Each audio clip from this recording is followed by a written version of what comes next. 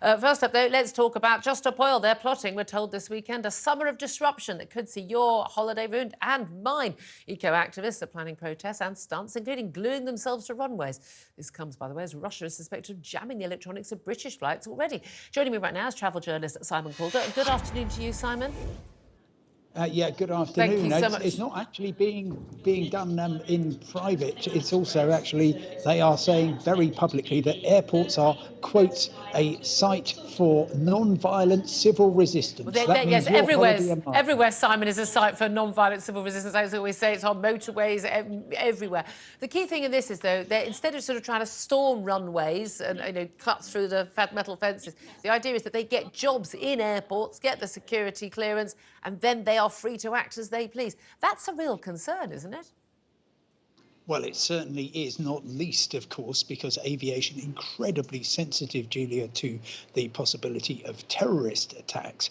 Therefore, you will find that getting a clearance to go and work in airports is really quite difficult. But if you do it and you have access all areas and you are there to cause disruption, that will most definitely attract the attention of the security forces. So, yeah, if they want to do that, well, it would be breaking a large number of laws, and it would move things from kind of blocking the M25, that sort of thing, to a really serious level where actually they will attract, I imagine, pretty immediate and direct action from the authorities, because aviation extraordinarily susceptible to terrorist attacks, as we have seen, and anything which disrupts the normal standard of airport security is going to be a huge concern. Look, airport security is already an absolute horror. Just out of interest, can planes just go over the feet of Just Stop Oil protesters? I mean, wouldn't bother me, and I think it probably wouldn't bother most people who've saved up all year to go on a family holiday with the kids,